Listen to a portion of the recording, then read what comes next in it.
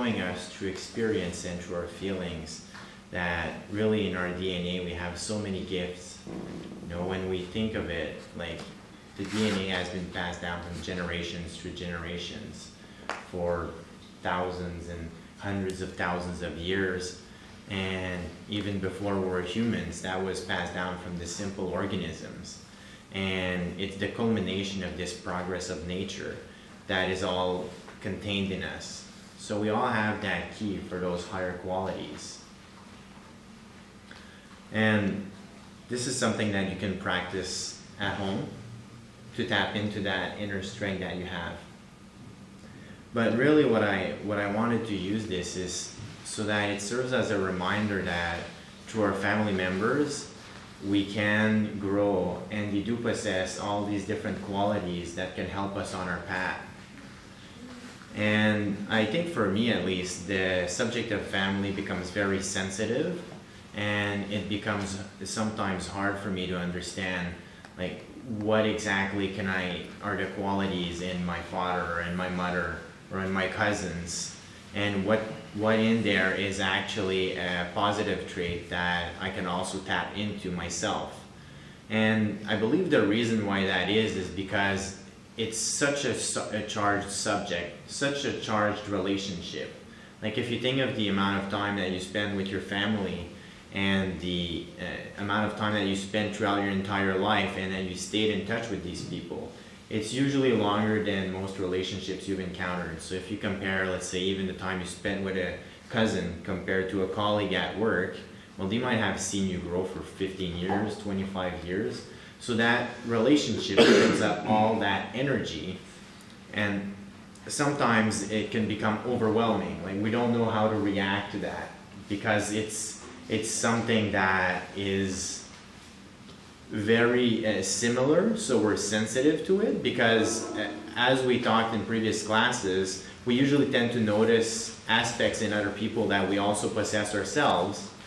But because too we're confronted with it on a regular basis, or at least on a constant basis, then that becomes an even stronger mirror. And I have some examples of how that applied in my life. So one of them is with my mother.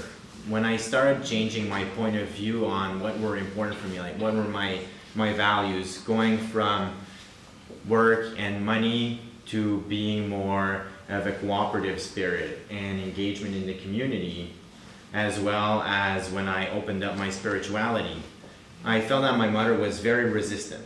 Like she didn't really want to talk about it. You know, the extent of it was, are you finding what you want? Yes? Okay, that's it. Like, don't tell me more. Like, it closed it right there.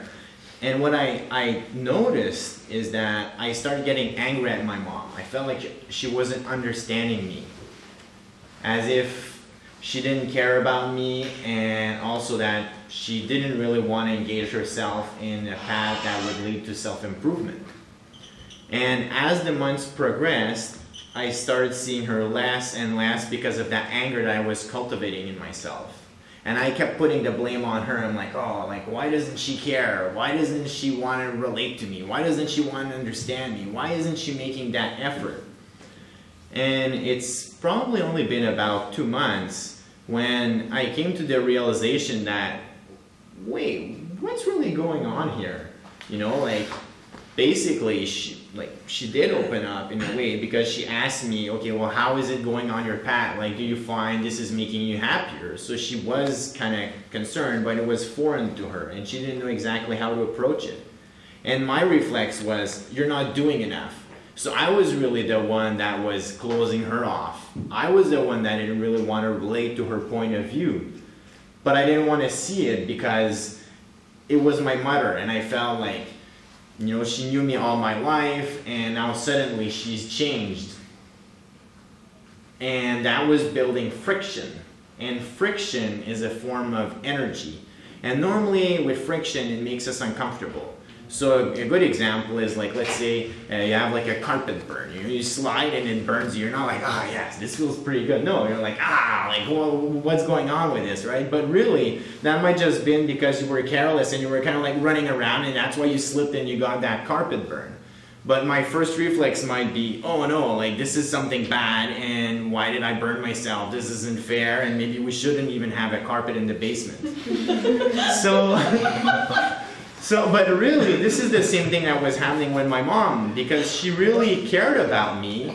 She was actually sending me all that energy, which was causing friction as I was going through my own changes. And when I was thinking, oh, she's not doing enough to relate to me, really, it's like me that had gone like 180, and I wasn't doing enough effort now to continue relating to her. It's as if I was afraid of becoming the self prior to having gone on this path of transformation. And that's really what was making me afraid.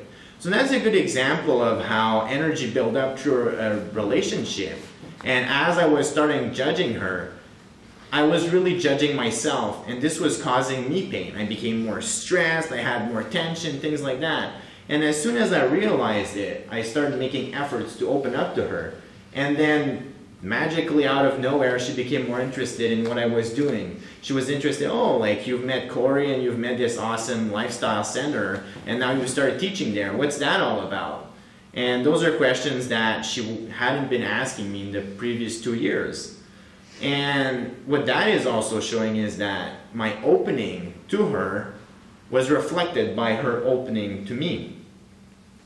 Another example of how we can work with our relationship with family members and bring awareness to it is seeing aspects of people that are close to us or that are genetically tied to us, and trying to understand how something that may be perceived as negative can actually be a quality. So with my dad, he's always been a dreamer, and he's always tried these crazy projects. And I mean, like when I say crazy, it's like crazy. I mean, like he went to like Europe and Moldavia because he met like this person online and all that, but strangely he hooked up with the president of the country. I'm like, how does that even happen? You know, it's like, so, but it's like this like wild tale, and I was judging him. I was like, oh, like your projects are always doomed to failure. Why do you just keep like going from one crazy project to the next one, to the next one, to the next one? And I saw that as something negative. He wasn't grounded. And that again created conflict in myself because of that judgment. But really, when I step back, this is a quality, because he does have that aspect to go beyond the mundane life. And regardless of all the setbacks that he's having, he's still able to continue dreaming. You know, after 50 years of deception, year in, year out, you know, it's like always failing, but somehow he's still mad. No, it's true. It's like everything he tries, it fails. It doesn't seem to work, but somehow he's still able to hold on to that dream, you know, and that's giving him sustenance. So that really shows perseverance. It shows that there's like a commitment to his self and to finding his path.